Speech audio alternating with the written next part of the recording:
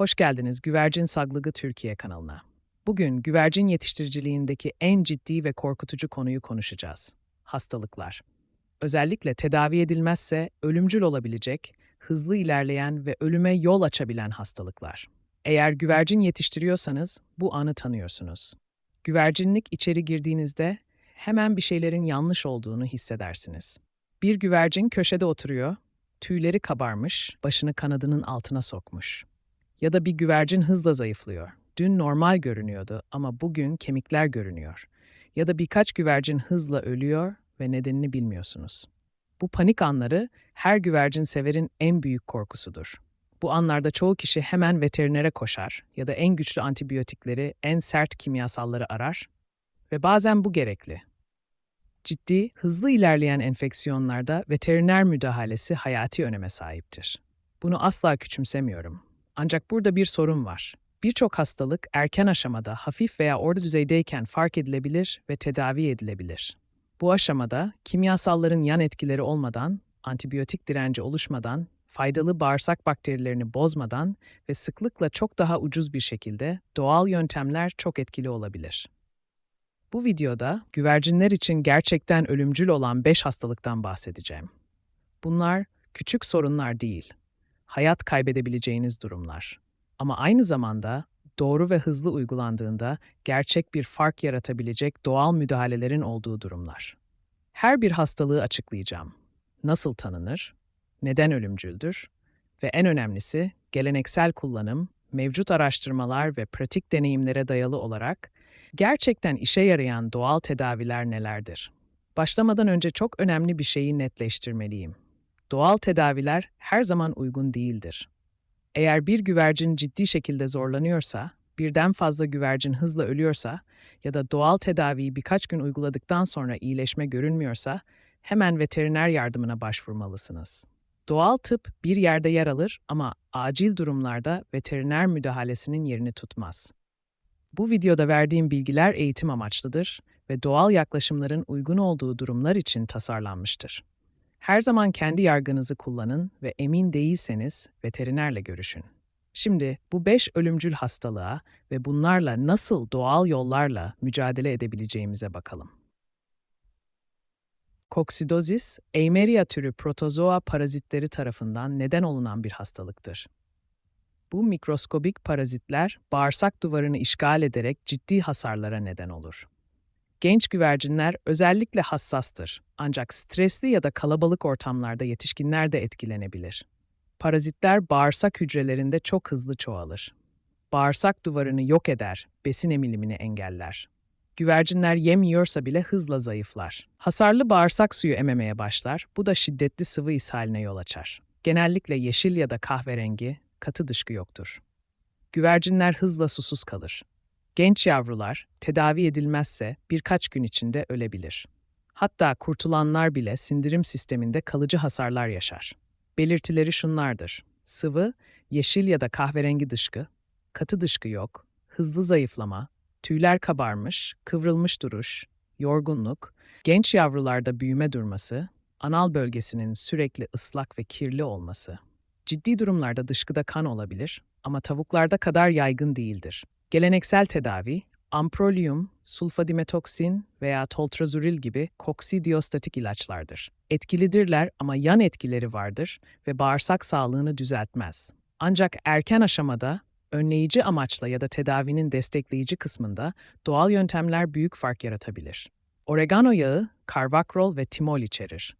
Bu bileşenler koksidiya parazitlerinin yaşam döngüsünü bozar.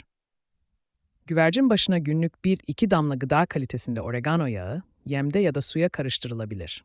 Alternatif olarak 2 yemek kaşığı kurutulmuş oregano 1 litre suya eklenir, 20 dakika demlenir, süzülür ve 5-7 gün boyunca su olarak verilebilir. Oregano çok güçlüdür. Bazı güvercinler reddedebilir. Biraz bal ekleyerek tadını yumuşatabilirsiniz. Sarımsak da etkilidir. Allicin adlı bileşeni parazitlere karşı etkilidir. 2-3 diş sarımsak 1 litre suya ezilip 1 saat bekletilir, süzülür ve günlük olarak verilir. 5-7 gün sürer. Kokusu güçlü olabilir ama güvercinler genellikle alışır. Elma sirkesi bağırsak ortamını asitli yapar, Koksidye için uygun olmayan bir ortam oluşturur. Aynı zamanda faydalı bakterileri destekler. 1 litre suya 2 yemek kaşığı ekleyin. 3 gün ver, 4 gün ara ver. Tekrarlayın. Kırmızı kekik, önceki videoda bağırsak solucanları için anlatmıştık, ancak koksidozis için de etkilidir. 1 yemek kaşığı kurutulmuş kekik, 1 litre suya eklenir, 20 dakika demlenir, süzülür. 1 litre suya 150 mililitre ekleyin, 5 gün boyunca verin. Probiyotikler, hasarlı bağırsak dokusunun iyileşmesi ve faydalı bakterilerin yeniden kurulması için kritiktir. Ticari kuş probiyotikleri kullanın veya tahılları 24 saat boyunca ıslatıp fermantasyona uğratın. Bu doğal probiyotik üretir. İyileşme döneminde bu nemli hafif fermante yemi verin. Kritik bakım. Güvercinlik çok temiz ve kuru tutulmalı. Koksidye oosistleri nemli ortamda çoğalır. Günlük dışkı temizliği yapın. Yem ve suyun dışkıyla kirlenmemesine dikkat edin. Stres ve kalabalık ortamları azaltın. Güvercinlere iyi beslenme sağlayın. Erken teşhis ve oregano sarımsak tedavisiyle 3-5 gün içinde iyileşme görünür. Dışkılar sertleşir, enerji artar, ağırlık kazanmaya başlar. 5 gün içinde iyileşme yoksa ya da durum kötüleşirse hemen veterinerinize başvurun. Koksidozis hızlı ölüme neden olabilir. Salmonella typhimurium bakterisi nedeniyle ortaya çıkar. Çok bulaşıcıdır ve akut ölümlere ya da kronik hastalıklara yol açabilir. Bağırsak, karaciğer, dalak ve hatta eklem ve sinir sistemi etkilenebilir. Neden ölümcüldür? Çünkü çok hızlı yayılır. Dışkı, su, yem, hava yoluyla. Genç güvercinlerde belirti olmadan ani ölüm olabilir. Kronik vakalarda eklem enfeksiyonları, kanat düşüklüğü, üreme sorunları ve taşıyıcı durumlar oluşur. Bu da tüm güvercinlikte kalıcı enfeksiyon kaynağı olur. Belirtileri şunlardır. Akut durumlarda ani yorgunluk, şiddetli sıvı ishal, yeşil, kötü kokulu, tüyler kabarmış, 24-48 saat içinde ölüm. Kronik durumlarda sürekli ishal, gençlerde büyüme geriliği, eklem şişliği, kanat düşüklüğü, baş eğikliği, dönerken dolaşma, nöbetler. Geleneksel tedavi, enrofloksasin, doksisiklin, amoksisilin gibi antibiyotiklerdir. Ancak taşıyıcılar nedeniyle tamamen temizlemek çok zordur. Doğal tedaviler yalnızca erken aşamada ya da destek amacıyla kullanılmalıdır. Ciddi durumlarda antibiyotik şarttır. Sarımsak, allicin bileşeni salmonella bakterilerine karşı etkilidir. 3-4 diş sarımsak ezilir, 1 litre suya eklenir, 1 saat bekletilir, süzülür. Günlük olarak verilir. 7-10 gün.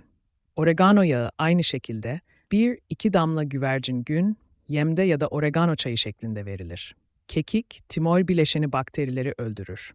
2 yemek kaşığı kurutulmuş kekik 1 litre suya eklenir, 20 dakika demlenir, süzülür. 150 mililitresini 1 litre suya ekleyin. 7-10 gün. Elma sirkesi bağırsak asitliğini artırır. 2-3 yemek kaşığı litre. 3 gün ver, 2 gün ara ver. 2-3 hafta boyunca devam edin. Probiyotikler, faydalı bakteriler salmonella ile rekabet eder ve onu baskılar. Günlük probiyotik verin. Fermante yem de harika bir kaynaktır. Kolloidal gümüş tartışmalı ama bazı yetiştiriciler kullanıyor.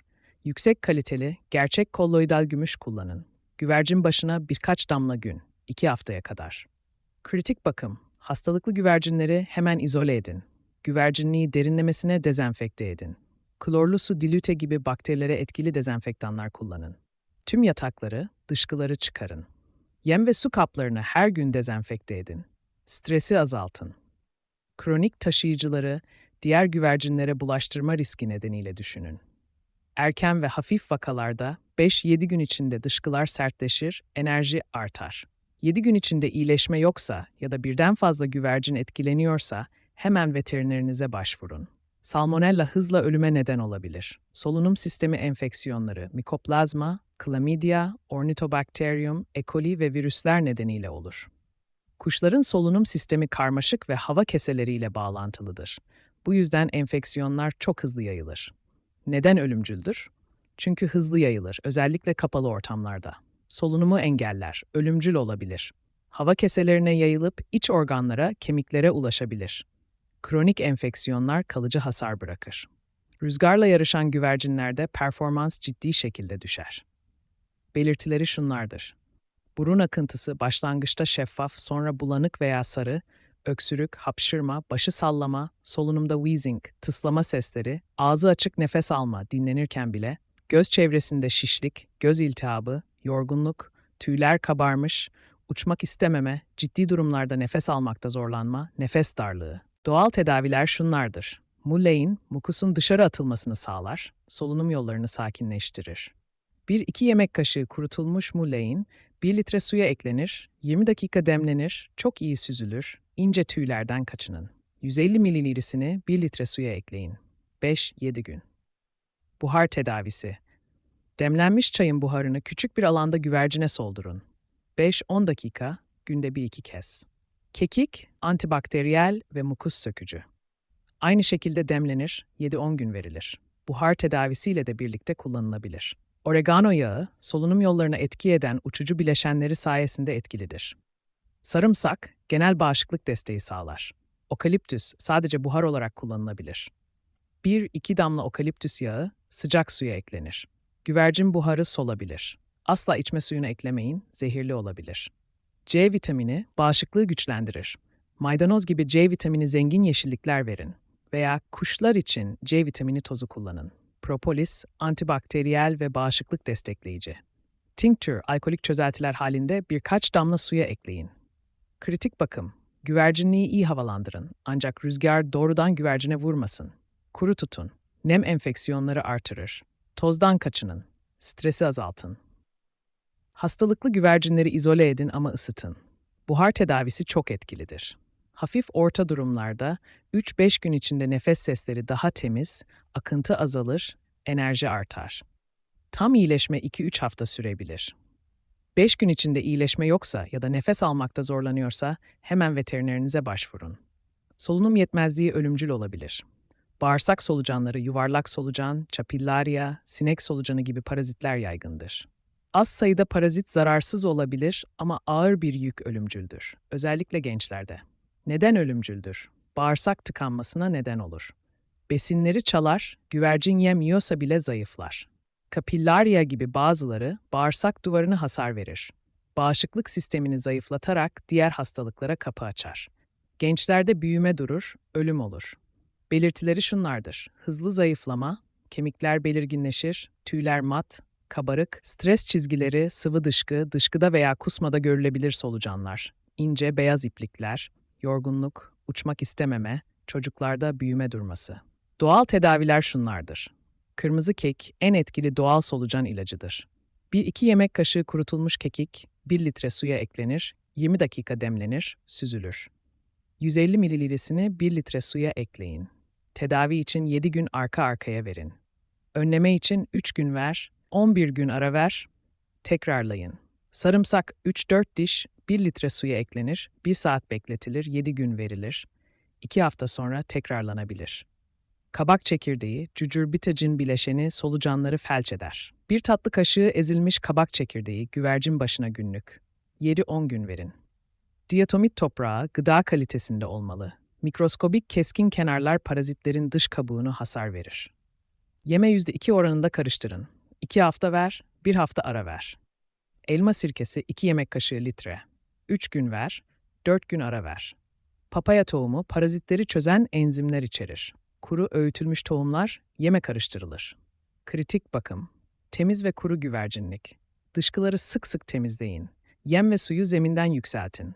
Kalabalık ortamlardan kaçının. Yeni güvercinleri karantinaya alın ve önce dezenfekte edin. 3-5 gün içinde ölü solucanlar dışkıda görünür. Dışkılar sertleşir, enerji artar, ağırlık kazanmaya başlar.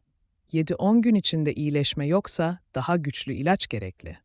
Septisemi, bir enfeksiyonun kan dolaşımına girmesiyle oluşan bir durumdur.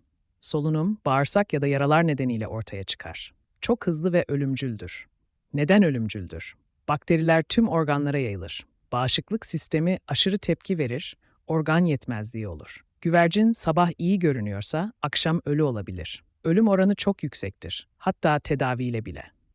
Belirtileri şunlardır: ani, şiddetli hastalık, 12-24 saat içinde ölüm, aşırı yorgunluk, duramama, başı kaldıramama, nefes almakta zorlanma, çabuk nefes alma, ayaklar sıcak ya da soğuk, soluk mukozalar, tüyler kabarmış, gözler kapalı, çevreyle ilgisiz. Sıvı yeşil dışkı bazen kanlı.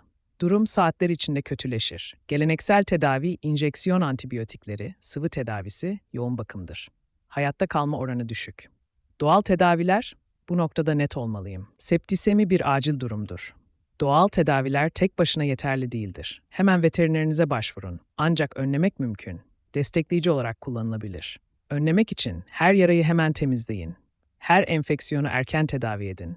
Güvercinliği temiz ve stresli olmayan bir ortamda tutun. Destek için veteriner tedavisiyle birlikte sarımsak, küçük bir diş zorla verilebilir. Echinacea, bağışıklık destekleyici. 2-3 damla ağızdan. Kolloidal gümüş 2-3 damla gün. Bal yaralara uygulanabilir. Ağızdan verilirse enerji ve hafif antibakteriyel etki sağlar. En kritik destek ısıtma. Güvercin 30-32 derecede tutulmalı. Sıvı, elektrolitli suyu damla damla her saat verin.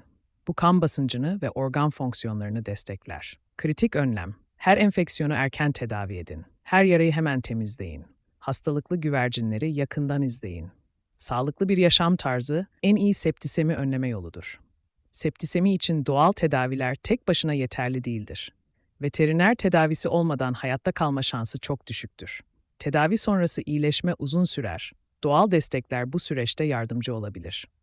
5 ölümcül hastalık: koksidozis, salmonella, solunum enfeksiyonu, solucanlar, septisemi. Doğal tedavileri etkili kullanmanın 5 kuralı. Erken müdahale et. Doğal yöntemler erken aşamada en iyi çalışır. Gerçekçi ol. Doğal tedaviler sihirli değil. Ciddi durumlarda ilaç gerekli. Veterineri asla ihmal et. Şüphelendiğinde hemen başvur. Yönetimi unutma. Temizlik, kuruluk, az stres, iyi beslenme tedaviden daha önemlidir. Dikkatle izle. İyileşme yoksa yöntemini değiştir. En iyi tedavi önlemektir. Yeni güvercinleri karantinaya alın. Güvercinliği temiz ve sakin tutun. Beslenmeyi optimize edin. Doğal yöntemleri önleyici olarak kullanın. Antibiyotik kullanımını azaltın. Bu video, modern tıbbı reddetmek için değil, doğal alternatiflerin doğru şekilde nasıl kullanıldığını öğretmek içindir. İyi bir yaklaşım, antibiyotikleri gerçekten gerekliyken kullanın. İyileşme sürecinde doğal destekleri kullanın. Önleme ile hastalıkları engelleyin. Güvercin yetiştiriciliği sağlık sorunlarıyla doludur. Hastalıklar olur. Ama bilgi, dikkat ve hem doğal hem modern araçların doğru kullanımıyla güvercinlerinizi sağlıklı tutabilir ve sorunları etkili şekilde çözebilirsiniz. Eğer bu bilgiler faydalıysa bu videoya beğenin, diğer güvercin severlerin bu içeriğe ulaşmasına yardımcı olursunuz. Sorularınız varsa yorumlara yazın. Deneyimlerinizi paylaşın, başkaları için değerlidir. Henüz abone olmadıysanız abone olun ve bildirimleri açın. Doğal sağlık, beslenme, hastalıkların önlenmesi ve kimyasallara bağımlı olmamak hakkında daha fazla içeriklerle devam ediyoruz. Güvercinlerinize iyi bakın, dikkatli olun ve unutmayın. En iyi tedavi hastalığın önlenmesidir. Bir sonraki videoda görüşmek üzere. Hoşça kalın.